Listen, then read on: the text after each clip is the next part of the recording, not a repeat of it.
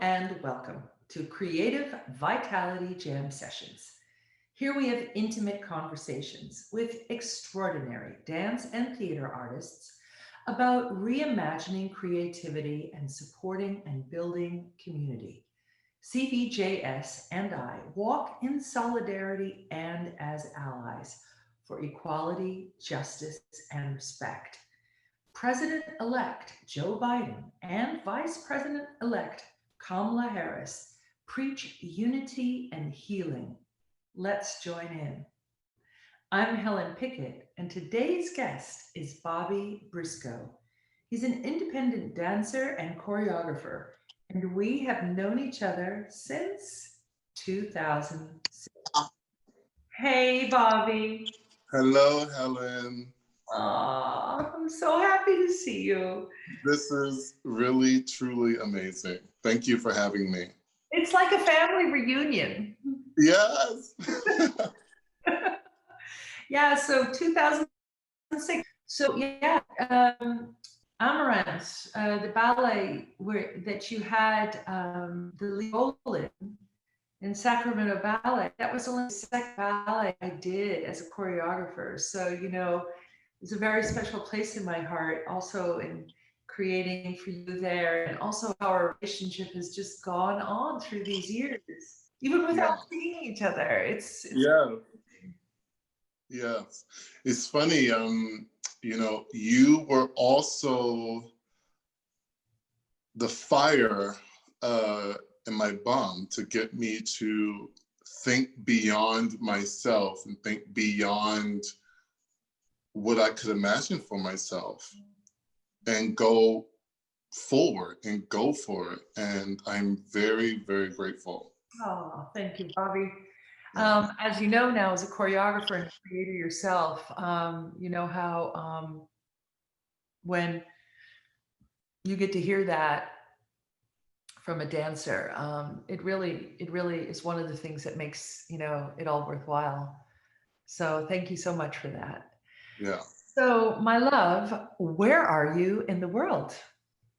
I am currently right now in Germany, and the state that I live in is North Rhine-Westphalia.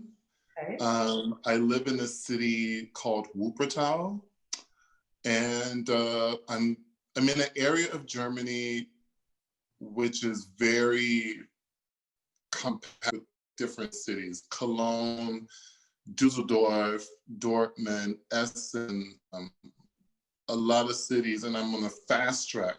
For example, if I want to get to London, I can go by train and be there. If I go in the morning, I'm there for afternoon lunch. Wow. Yeah, great for Germany. Well, first of all, Wuppertal, I mean, need we say more about the goddess peanut butter?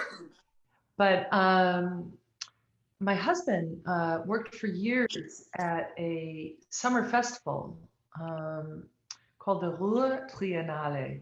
And he was the technical director and production manager there for many, many years in that whole area called the Ruhrgebiet, which is what we're talking about. And so I'm kind of I know the area. I mean, as you know, I lived in Frankfurt, but I know Bochum, and I know a lot of those. Yeah. I love that city. It's a great city. Very dear friend of mine lives in Cologne, who I used to dance with, Raffaella Giovanola. If you ever come across her, she's really a wonderful creator and person, Raffaella Giovanola. Is she still here? Oh yeah, she lives in Cologne, I believe, in Köln. Okay. Yeah. I have to check that out. I'll write her and tell her about you, because now that I know you're there. I'm sure you know, I can't remember his last name, Thierry? Oh, Thierry Guidodoni. Yes. I stay in contact with him. I follow him on Instagram. He's a very, very interesting guy. Oh, he was one of the best partners, if not, he was one of the best. There were so many great partners in Frankfurt, Brian Reeder as well, so many great partners. But Thierry was really, I wonder if I've seen you and him dancing, because sometimes he posts little clips from Forsyth ballets and from ballets that aren't as popular. And it's really, my gosh, Helen, it's really, there is nothing else like that. Yeah, you know, I mean, he was a game changer. So game changers stand out. You know, they stand out, and I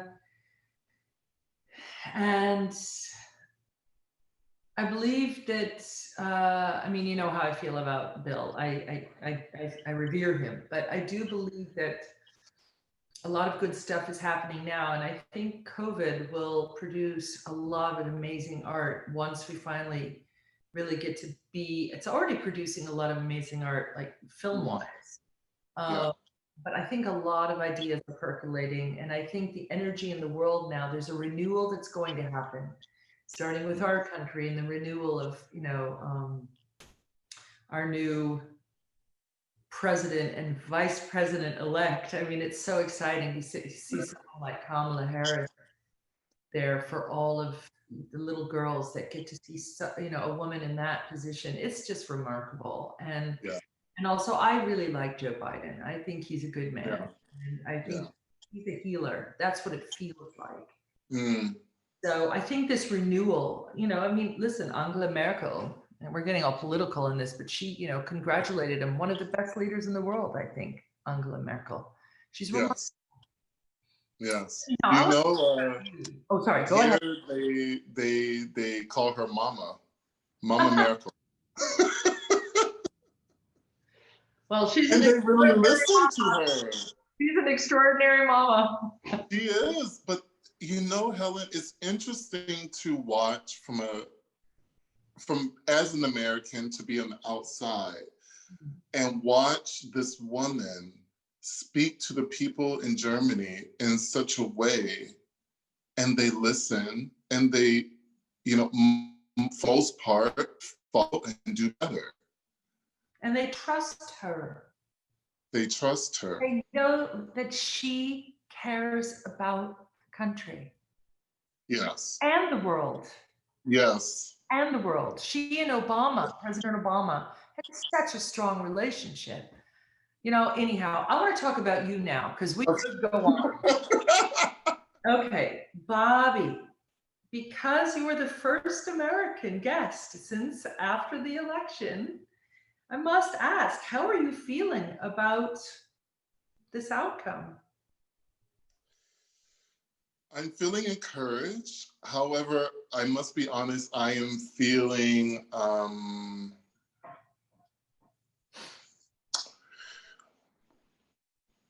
a little bit on edge, but keeping the focus. I get petitions and emails all the time. I stay very, very connected with what's happening in my country, in America. And I'm gonna hold off my true celebration until January 21st. Yeah, you're not right. the 21st. Yeah, that's wise. Yeah, I just don't put it past. No, I know. There's a lot of shenanigans. Yeah. Yeah, you're right. And that's a nice word. But anyhow, I agree. I understand. So, Bobby, you have danced in Joffrey Ballet, Sacramento Ballet, a couple of times in Sacramento Ballet, Luna Negra Dance Theater, Alberta Ballet, Ohio Ballet, Theater Regensburg, Company C, and Theater Hagen. Wow, a wonderfully varied career with the valuable opportunity in experiencing multiple perspectives. I really, you know, I have several questions around this. So the first one is, what drove you to dance in so many companies? Was it the adventure? I will have to be very, very honest, very candid. I went to the Rock School of Pennsylvania Ballet before it became what it is now, the Rock School of Dance Education. Right. And, you know, I heard a lot of naysayers, and I really developed a sort of, I'm going to do it just because you said no type of attitude, and led me to Joffrey Ballet.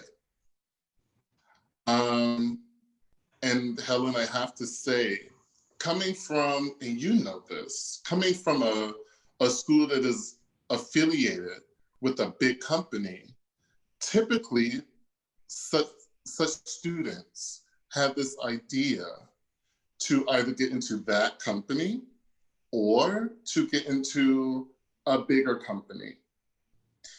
And that was the Kool-Aid that I drank. And I went to the Joffrey.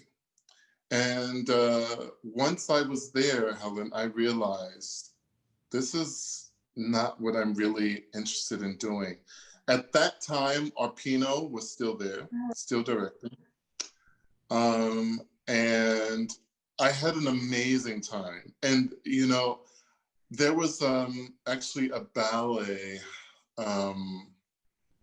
one of his famous ones. I can't remember the name, but I was learning one of their, because it's not a ranked company, but let's say one of the soloist dancers in the ballet, I was learning his part. And there was a break, and that was the moment that I took the chance to use the space and go over the solo. And Arpino, on his way out, looked back and saw me working on it, and then gave me some tidbits, like 2 minutes of coaching. And he always would say things like, yeah, baby, that's it, baby, like this. And that was amazing. But then I went in between my 2 years there to Alonzo King. And at this time he had a professional summer workshop for professional artists. And Helen, it changed my world. And then I had to go back to the Joffrey. And once I got back there, I learned about playing with musicality, playing with the movement, reaching my limbs further than I thought, as opposed to being in this sort of big ballet company that was working, I don't want to say in a box, but very stylized. And I wanted to go beyond that stylization. And so that was the moment. I remember during Nutcracker, that's during the time that they tell you yes or no to stay or what have you. And it was a very mutual, we enjoyed you, but we feel that you're going a different path than this company. And I said, yes, I am, and I would like to go on that path. Yeah. And so it was a very mutual separation, which led me to Sacramento Ballet. And so basically all that to say is, I've always been curious. I've always been interested to see what else is out there. Bravo. And Sacramento is where we met. And, you know, I really think the universe sent you because I was interested what was going on, but I was hesitant. Mm. And you came with this energy to the Sacramento Ballet. We all felt your energy. We all were eating you up, everything. I mean, I feel like there was, if I remember you working with the women on this section, and it was wow. It was just wow.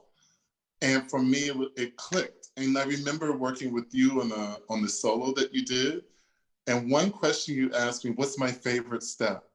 And I said, entrechatsis. And actually, at that point in time, I could only do entrechatsis with the left foot front.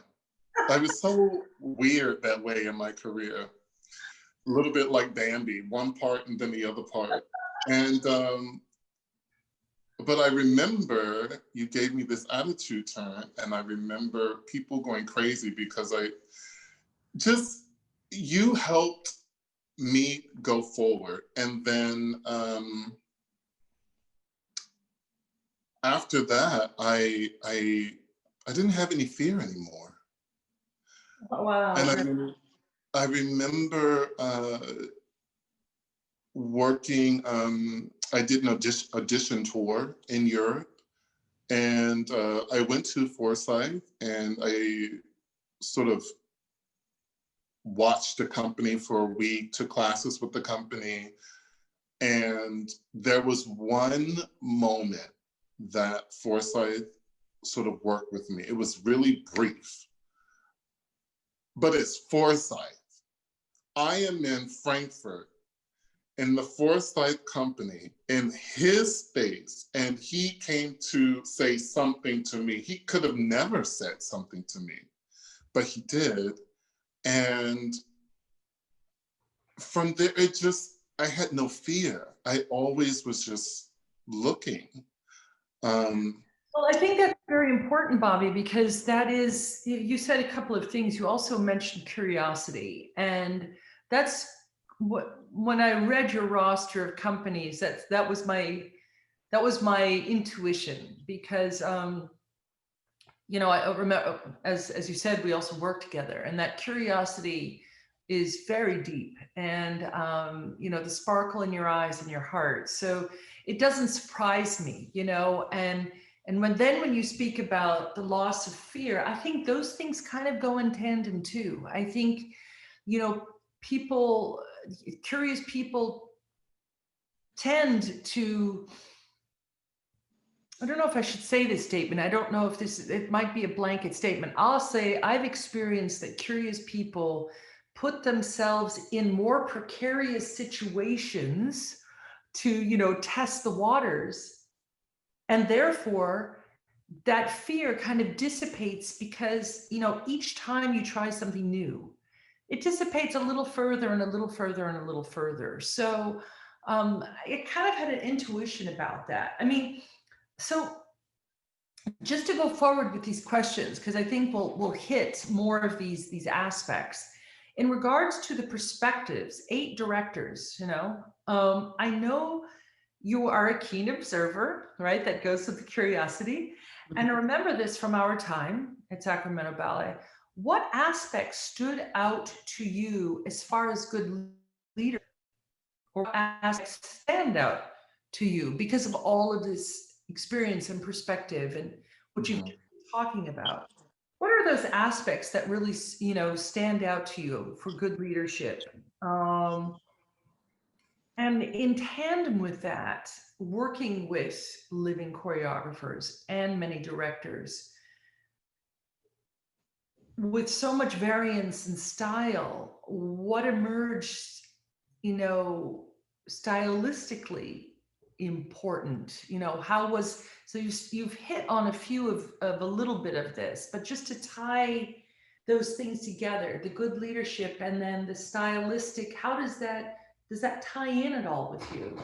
Maybe not, maybe they're too disparate. No, I think you're onto something.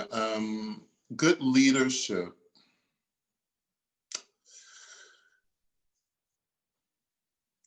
I think it depends on the artist working with said leader.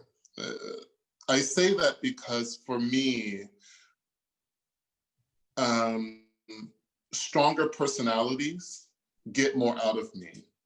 And that's not to say a harsher director got a lot out of me. But that is to say that a director that is clear with what they are asking of me, that is clear with the direction they are bringing their company, clarity and openness, I would say, is very, very good leadership. And what has stood out to me in terms of choreography? again, clarity, but also a person working with the people in the room has always worked out better for both sides, said choreographer or director and the artists that are working. Because I've noticed when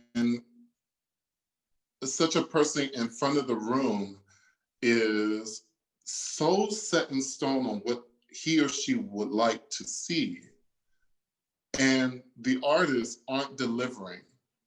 And I've been there where I'm on the side. For example, I've been second cast, and I see the first cast, and the first cast person is struggling with something. And you see the person in front of the room just really trying to get something, but often saying the same thing. Yeah. Not changing the language, not thinking of something to imagine, or even something as simple to say, just listen to the music. And I've done this many times. Some would say I overstep, but I would go to that dancer and help them. And oftentimes I will say something that worked, and it could be so simple as pretend you're walking down the street and you accidentally trip on something, because maybe the choreographer wants them to run and sort of go into a movement sort of sporadically, but this person is so trained that they counted out the steps, and so it doesn't look sporadic. But you have to that person had to sort of come into a more pragmatic way of thinking to achieve this idea that the person in front of the room wanted. I hope I'm answering these questions. You are. You're doing beautifully. The thing what I'm really hearing you too is, I mean, that's how Frankfurt really worked. You know, we all helped each other. And I think that's really, I think that is, again, it's what you said. It's how you say it. It's how you approach someone, right? And not coming to them like a Svengali, but coming to them like saying, hey, you know, almost asking, you know, see, Yes. you know, is there some help? Could I help or something? And that was a very Frankfurt Ballet way of working as well. That was part of the culture. And I think that also speaks to the idea of creating families. And, you know, it's such a great way to create a family in a ballet company or in any dance company, is to really have that, and this is what you're speaking about, that open conversation. Yes. Where nobody's ego gets so inflated that we forget that we are always a beginner in a beginner's mind. We're always learning. And so when I speak about the things that emerged for you, and also as you move forward, because you're a choreographer, and you know, through what I'm hearing is that coach, perhaps a directorship is in the future. I really hear you speaking to this and speaking to the kind of leader also that you could find yourself being. So I think you answered things beautifully. I mean, great. I want to move on because I have so many questions, and it's just, you know, it's just, you're fascinating. What were some of the roles that stood out for you as a dancer, and what roles made you reimagine yourself as also a human being? Whew, wow. Roles that stood out for me. You know, I watched your series. I love it. And there are, I want to say, about 2 or 3 dancers that you've interviewed have all danced phlegmatic. And I've also danced phlegmatic. And actually, I want to say, if he's watching, Raphael was my blueprint, if you will, for that solo. He really was something to aspire to. And that role, you know, when I danced at the Sacramento Ballet, and Helen, I saw my name on the list. I think we had maybe 2 rehearsals, and that was it. And I was really, are we going to get more rehearsals? Yeah. It was a little bit too, whomever made that decision just felt a little bit assured of me, felt very, he's okay. That role was very standout for me, and I will have to say the role of Othello. Oh. I danced the role of Othello with Alberta Ballet. I played Othello. No, but anything Shakespeare is meaty and wonderful. Helen, it was the first time in my career, and this was after Sacramento Ballet, that I did so much studying, reading, watching films. I saw some really old film, no words, in black and white, of Othello. It was epic for me, but it gave me so much information to bring to this role. And this role was very special for me because, you know, it was mainly choreographed on me. Oh, great. By Kirk Peterson, who I believe was soloist or principal dancer with American Ballet Theater. Oh, but he was also principal at San Francisco Ballet when I was in the school.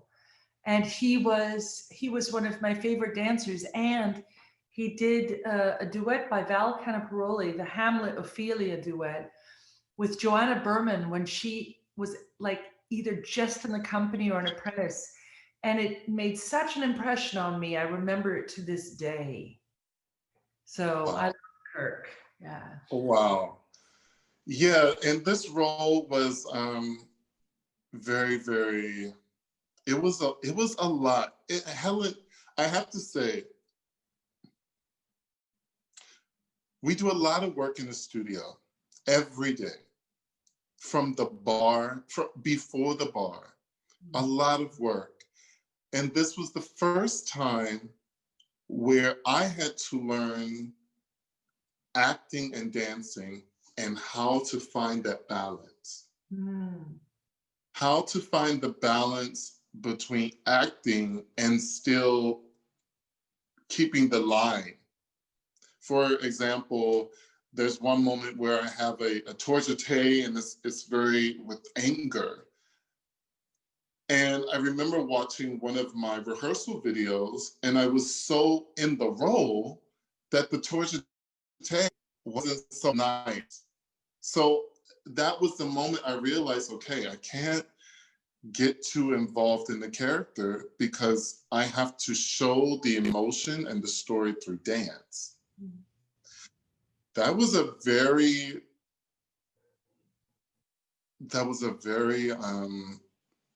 meaningful lesson for me.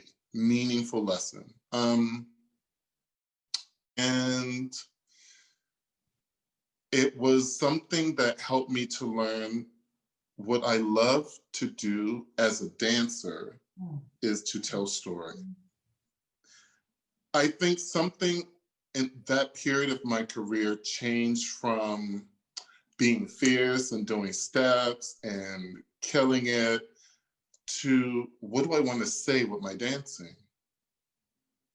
A little bit growing up was occurring through this role. So, yeah.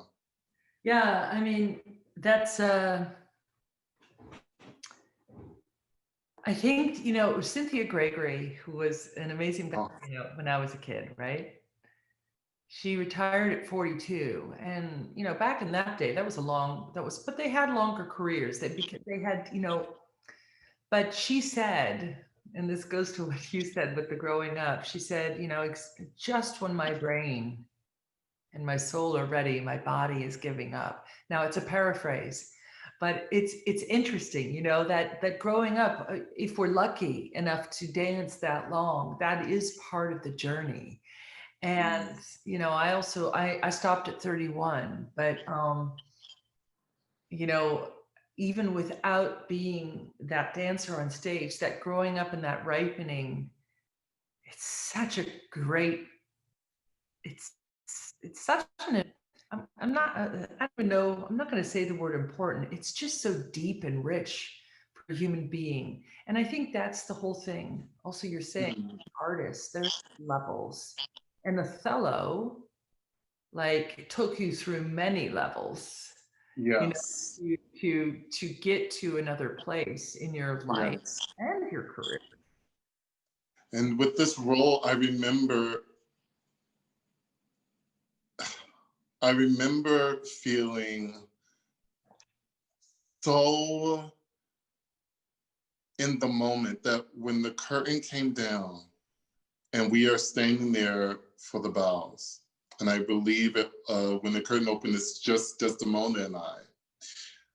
And I mean, the audience response was a lot.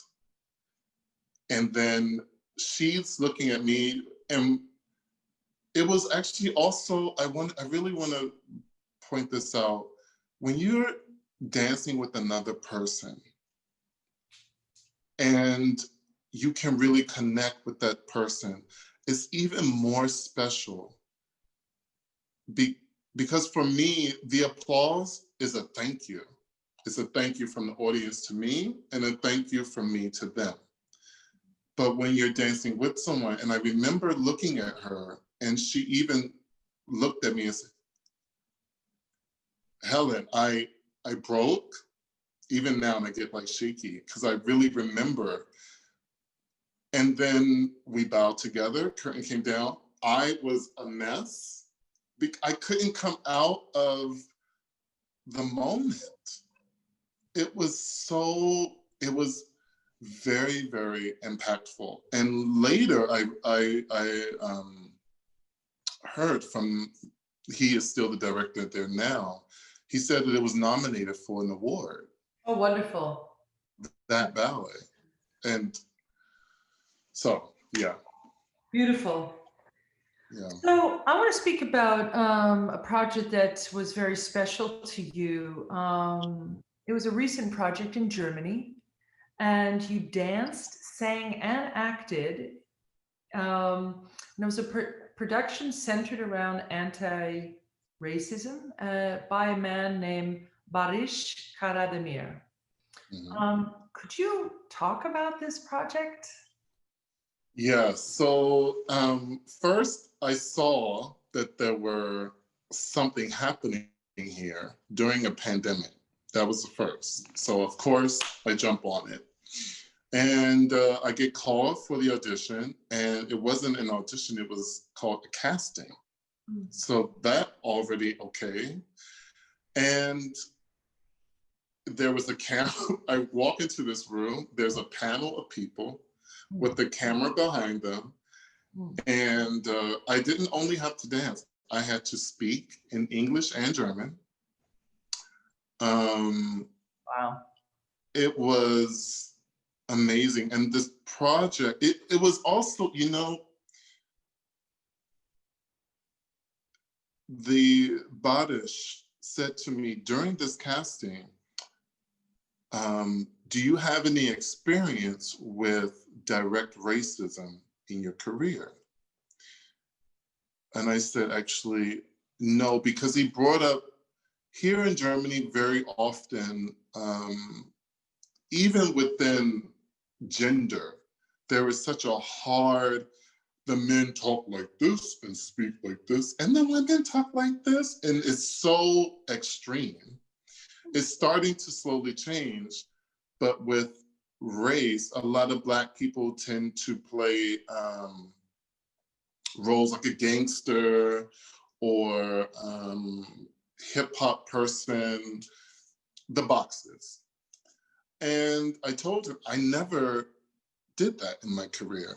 I played Princess, I've danced Swan Lake, just never happened. And he said to me, do you know there's a such thing as positive racism? Helen, I never heard of that phrase. And it really, wow. And then we had a conversation and then it got real. And this was something that I had to do. And this project helped me learn a lot about myself. We all learned a lot. There were two people one guy who came from Zimbabwe directly, like first. There was a woman who, her family came from Ghana.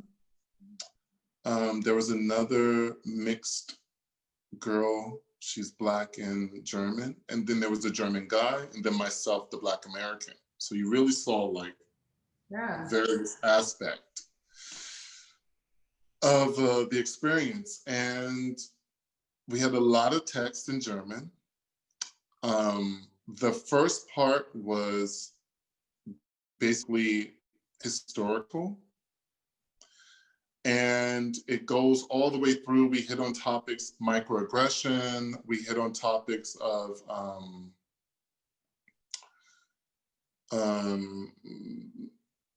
questions for people of color.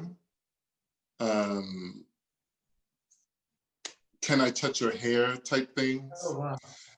Yeah, it went there. And, you know, there were some performances where we had one performance where people left. There was one performance where a woman stood up and yelled because the white guy, he's German, and his text was often very heavy and one could say aggressive. And this woman, a German woman, she stood up and she said in English, and she said, can you shut up? Just shut up. I know this is your text, but you need to shut up. I can't hear it anymore. Because what he was saying was so provocative. It was so, Helen, if you had this much of racism, he was hitting it directly. And so it was really provoking the audience. Yeah. But there were some performances where, you know, when we were singing, we sang I'm a Survivor from Destiny's Child. Yes. You see the people like this. We danced in high heels to a song from Todrick Hall, Playing with Gender. With the questions for people of color, people laughed because they understood. I told the experience of myself. I had an audition here in Dortmund, and you know, the director after class, he asked to speak with me, and rehearsals were going on, and he said to me, you know, you're pretty good for a Black dancer. And he was a Chinese man. He was a Chinese man in Germany. Or Chinese American? No, he was a Chinese from China. And he said to my face, and really so casual, you know, you're pretty good for a Black dancer. Wow. So. Wow. Yeah. Wow. So that was the work. And I feel so proud to do something like that, to say, to be a part of something like that. To be a part of something like that, and to say to people, wake up, wake up. But Helen, there were some things, for example, I don't know, have you heard this speech from President Clinton about humanity is 99.9% the same. No, I haven't. This was, Look it up. yeah, this was an experiment that, this was a research that America did and paid for and came to this answer during Bill Clinton's presidency. And also there's a text from the United Nations. And Helen, we're on stage, we're doing very minimalistic movement with this text. And you hear this and you think, why is the world so messed up? It's so not what the UN stands for. Yeah, that's a question for the ages, isn't it? No, but it is. It's a question for the ages. It's a question where you simply just don't understand. Yeah. You know, that's the injustice within this whole racism, color of the skin, lessening, the microaggressions, the macroaggressions. Yeah. It sounds like an amazing project. It was an amazing project. It sounds like an amazing, another maybe life-changing project for you. Yes. Beautiful. Yeah. So with all of this, do you see yourself more long-term in Germany? Yes. Yeah. I can see myself. I love living there. I've my dear friends, many of them are still there. Yeah. I love it here. Of course, I miss my home country. However, at this stage of my life, there's nothing really there aside from really great friends and my family.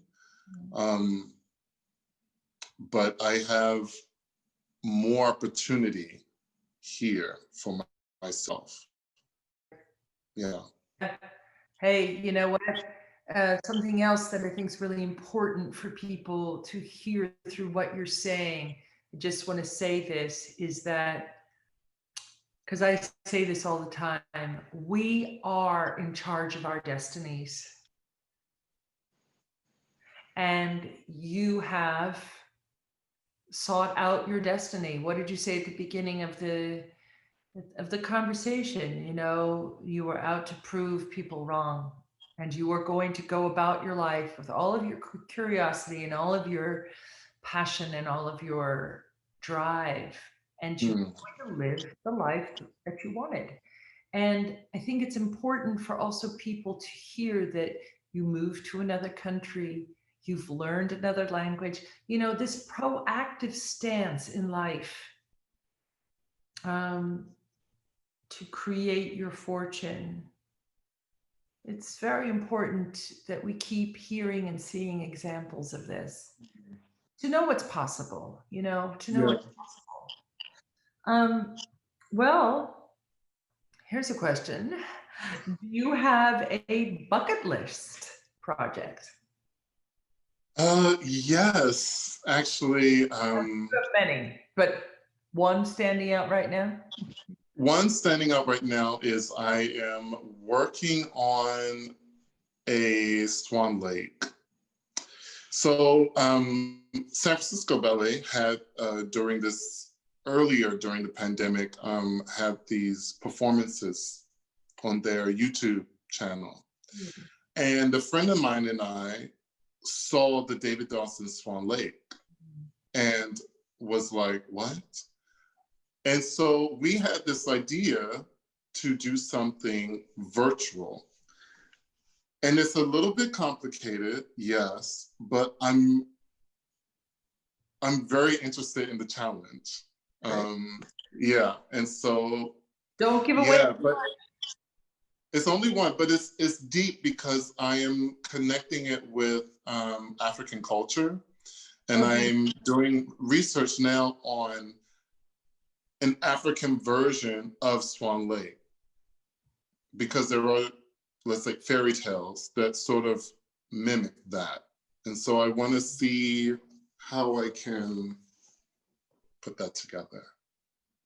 Wow. I want to see that. Me too. You too. Can you share a favorite or impactful memory from your creative life? Yeah.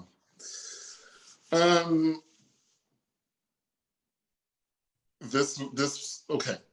When I was at Duke Ellington School of the Arts, and I graduated, and then I went to Maryland Youth Ballet.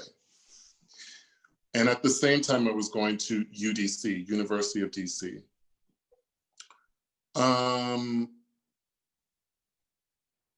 A former teacher of mine, who then became my friend, said to me, you know, Bobby, if you go down this path in ballet, I want you to know that you will have to work 10 times as hard as your white counterpart.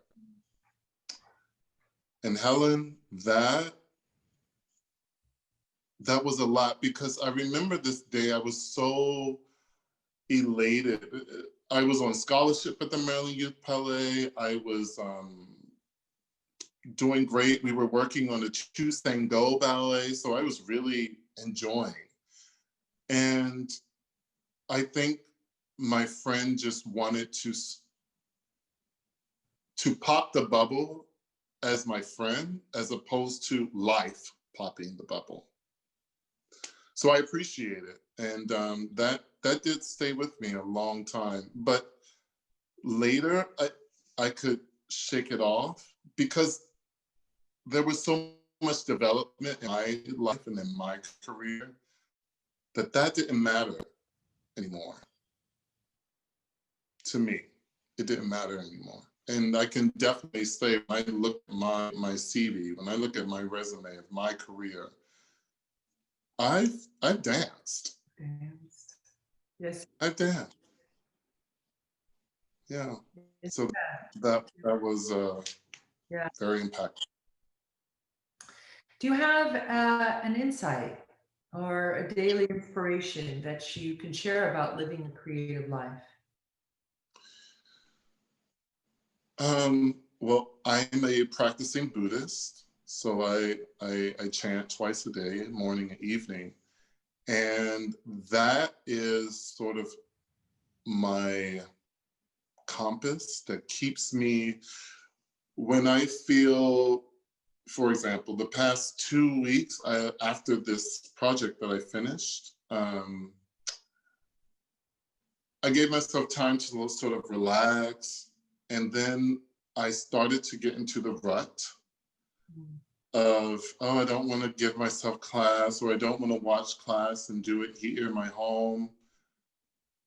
And then finally the compass came back, and I'm back at it. And actually I just got an invitation for an audition in Berlin on Sunday. Great. For a project? For a project. Oh, wonderful. Oh, yeah. Man, crossing fingers. Crossing fingers. I mean, for me, that there are auditions happening, amazing. It's amazing. But all that to say is, my practice keeps me grounded and focused. I actually saw with Point Magazine that there was a discussion about depression for dancers. I think a lot of people are sort of just at their limit. Yeah. Just at their limit. Yeah. But we can all keep going. Yes. And keep discovering art. Yeah. This is a great time to dig into other ways. You know, Helen, that is one of the gifts of this, is that I've had the opportunity of acting. I've had the opportunity of singing. Exactly. Yeah, and that's performative, but I also mean for those of us that are really stuck at home, you know, this is not a time to underestimate as far as artistic growth. Mm-hmm. It is a time to dig in. It is, you know, at least that's what I think. I agree with you. It's precious, And, you know, we won't get these days back. So may as well try to, as long as we're healthy, you know, Yes. you know, so. Yeah. So this is like the last question. You know, the last three questions were, you know, for everyone, and this is the last question. Very important question. In supporting and building a more equitable dance community, and let's say ballet community, because you're also a ballet dancer, among other things. What do you believe needs to be shifted and changed? And here's the caveat. I have to say it. I know there's a lot. But again, what's one thing that comes out right now in this conversation for you?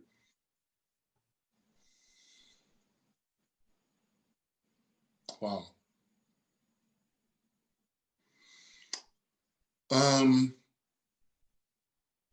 Compassion and honesty.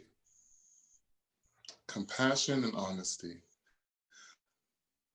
And I will have to say, because no, previously I said in my career, working with people that were very strong-willed was good for me. But having compassion, for example, when you're being a leader in the front of the room, having compassion for the person that you're working with and being honest about what is it that you truly want to see. And then for all of us, artists or not, what are we doing to encourage what we want to see? Because we can have these discussions and talk about what is not right and what should be and what it could be, but what are we doing to help further along something better for everyone? Yeah. So, yeah, compassion and honesty. And practicing it. That's what you're saying. And practicing, yes. Yeah. Well, Bobby, man, it's been so long since we've actually like had a conversation, and you know, it's been over 10. It's been so long. Long. And Matt, I just have to say, what a joy to talk with you and hear you and see you now on the cusp of you know, at the end of like, you know, 14 years. I mean, you've been through a career since we last saw you. And see you where you are now, and I'm just so excited about what's coming for you. I know a little secret that we won't talk about. I'm so excited to you know, to see what's coming for you and to hear you and to hear the kind of leader that I know you'll be. And I mean, what an amazing conversation. What and so so forthcoming and so, you know, honest in your answers. And I mean, these conversations are just wonderful. I'm so humbled by the people that you know, decide to come on the show, because really, thank you, Bobby. It's been a wonderful chat. Thank you. Thank you. Thank you for what you are doing. Oh, really. Yeah. Well, it's from my heart. Plus, I get to talk to all my friends. Do you have a website, or do you have an Instagram tag or something where we can find out more about you? I'm so bad at that. Could I send you an email and you can add it to this? Well, we want to upload it today, but yes, okay. If you send the email, see, because we've already created the description page. Okay. Do you have an Instagram tag? I do have it. I have an Instagram. I will share it for sure. That is for certain. But you don't know it offhand right now? No. All right, no problem. You can type in my name for me. Briscoe. I'm the only one. That's how I found you. I typed in your name. Great. Okay. So there is a short bio from Bobby in the description page from this interview, this conversation. So you will see that there. You'll find out more about him. And we have new guests every week. Our next guest will be Kyle Davis, principal dancer from Pacific Northwest. And now, thank yous. Gracie, I know you're listening. the amazing intern, co-producer, make this all really happen. Thank you, Gracie, Spina. And I also have to say about Gracie, she had her first professional audition yesterday, and it went really well. We don't know yet, but I'm really proud of her. And I thank our amazing dance community that thankfully is growing and emerging during this time. I think we might see some real change there. I'm hoping for it, but thank you for supporting all these years. Bobby, thank you so much. I wish you the very best. And let's stay in contact more. And Absolutely. let's imagining creativity. Mwah. Thank you. Thank you. Bye. Bye.